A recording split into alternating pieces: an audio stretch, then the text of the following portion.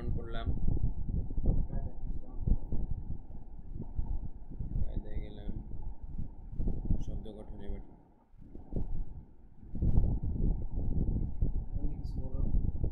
আসসালামু আলাইকুম ওয়া রাহমাতুল্লাহ।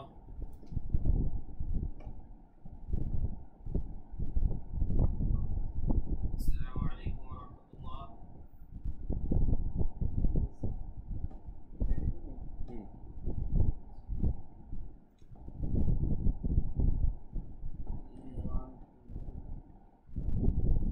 আসসালামু আলাইকুম ওয়া রাহমাতুল্লাহি ওয়া বারাকাতুহু।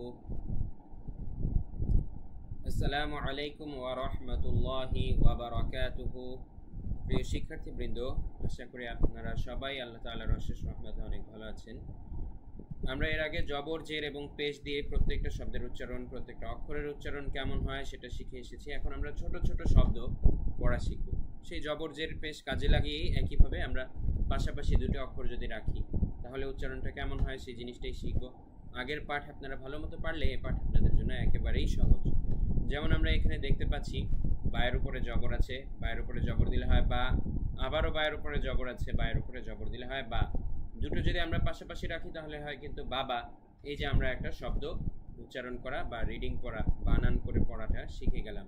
সবাই আমার সাথে বলুন, বা জবর বা, বা জবর বা, বাবা। দাল জবর দা, দাল জবর দা, দাদা। বলুন নুন জবর না, নুন জবর না, নানা। মিম জবর মা, মিম জবর মা, মামা। দাল জবর দা, দাল জের দি, দাদি। খেয়াল রাখুন, প্রথমবার দালের উপরে জবর দিলে প্রথম অক্ষরটা, প্রথম উচ্চারণটা হলো দা। আবার পরের অক্ষরে দালের নিচে জের দিলে হলো দি। দুটো একসাথে পাশাপাশি মিলে কি হলো? দাদি।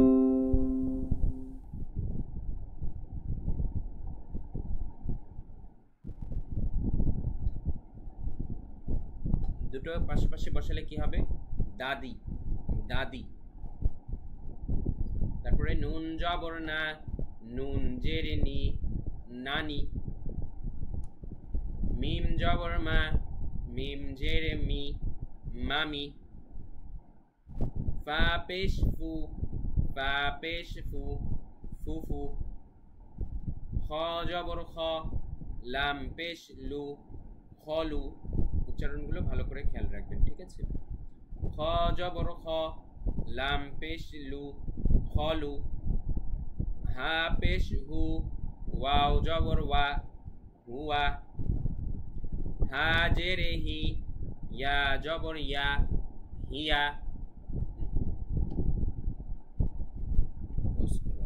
অনেক চুলকাইতেছে এই বসটা। হ্যাঁ। বা জের বি, কাফ জবর কা, বিকা। বা জবর বা, আইন জবর আ, বা আ। মিম জবর মা, আইন জবর আ, মা আ। লাম জের লি, ইয়া জবর ইয়া, লিয়া। কাফ জবর কা, তা জবর তা, কাতা। বা জবর বা, কাতা বা। নুন জবর না, ঝা জবর ঝা, নাঝা। লাম জবর লা, নাঝালা। র জবর র, ফা জবর ফা, রফা। আইন জবর আ, রফা আ। তারপরে আমরা খেয়াল করি শেষের দুই লাইন। হামজা জবর আ, জাল জের দি, আদি। নুন জবর না, আদিনা। আপনারা কি বুঝতে পারছেন শব্দ গঠনগুলো আমরা কিভাবে করছি? প্রথমবার খেয়াল করুন, প্রথমে একটা অক্ষরের উপরে একটা চিহ্ন দিলে উচ্চারণটা কেমন হচ্ছে, দ্বিতীয় অক্ষরে আরেকটা চিহ্ন দিলে উচ্চারণ কেমন হচ্ছে, তৃতীয় অক্ষরে আরেকটা চিহ্ন দিলে উচ্চারণ কেমন হচ্ছে, আমরা জাস্ট তিনটা পাশাপাশি রেখে একসাথে যোগ করে দিচ্ছি। যেমন হামজার উপরে জবর দিলে হচ্ছে আ, দালের নিচে জের দিলে হচ্ছে দি, দুটো মিলে কি হলো? আদি। নুনের উপরে জবর দিলে হলো না, তিনটা মিলে আদি না। ঠিক আছে, এবার লাস্ট দু লাইনে আমরা একটু ভেঙে ভেঙে পড়ি, যেহেতু লাস্ট দু লাইনে সবগুলো এই 3 অক্ষর বিশিষ্ট আসেন। বা জবর বা, খ জের খি, বাখি, দুইটা মিলে হলো বাখি। এবার লাম জবর লা, বাখিলা। আপনারাও বানান করে পড়ার সময় এভাবে ভেঙে ভেঙে পড়বেন। যেগুলো 2 অক্ষরের বেশি রয়েছে সেগুলো এভাবে ভেঙে ভেঙে পড়লে আপনাদের জন্য সহজ হবে। সিন জবর সা, মিম জের মি, সামি। আইন জবর আ, সামিআ। হা জবর হা, মিম জের মি, হামি। দুটা মিলালে একসাথে হলো হামি। এবার আমরা বলবো দাল জবর দা, হামিদা। সব এবার একসাথে মিলালাম। মিম জবর মা, র জের রি, মারি। বদ জবর ব, মারি ব। খ জবর খ, শিন জের শি, খসি। ইয়া জবর ইয়া, খসিয়া। কাফ জবর কা, বা পেশ বু, কাবু। র জবর র, কাবু র। ফা জবর ফা, হা পেশ হু, ফাহু। ওয়াও জবর ওয়া, ফাহুয়া। কফ পেশ উ, তা জের তি, উতি। লাম জবর লা, উতিলা। সা জবর সা, কফ পেশ উ, সাউ। লাম জবর লা, সাউলা। ত পেশ তু, বা জের বি, তুবি। আইন জবর আ, তুবিআ। কফ পেশ উ, র জের রি, উরি। হামজা জবর আ, উরি আ। প্রিয় শিক্ষার্থীবৃন্দ, আমি একবার আপনাদেরকে পড়ে শোনালাম এই পৃষ্ঠার প্রত্যেকটি ছোট ছোট শব্দ, কিভাবে এগুলো বানান করে করে পড়তে হয়।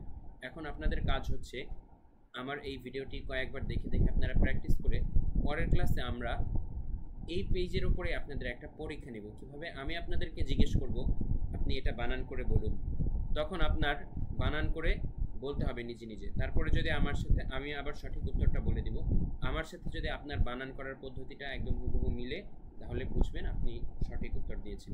এভাবে আমরা এই পেজের উপর আপনাদের একটা টেস্ট নিয়ে তারপরে সামনে অগ্রসর হব ইনশাআল্লাহ। এবং টেস্টের জন্য আপনারা এখনই এই ভিডিওটা বারবার ভালো করে দেখে প্রস্তুত হন, যেন টেস্টে প্রত্যেকটা শব্দ বানান করে পড়া আপনাদের একদম সঠিক হয়। সে পর্যন্ত সবাইকে অনেক ধন্যবাদ। ওমা তাওফিক ইল্লা বিল্লাহ। আসসালামু আলাইকুম ওয়া রাহমাতুল্লাহ।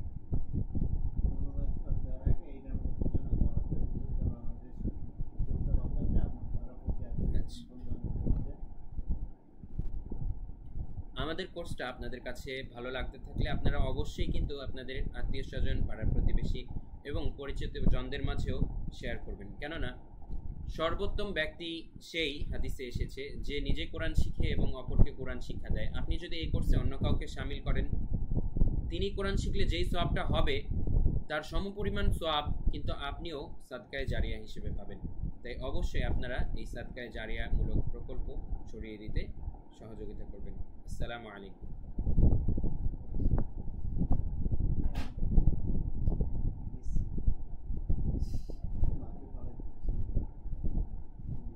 রেকর্ড স্টপ করব।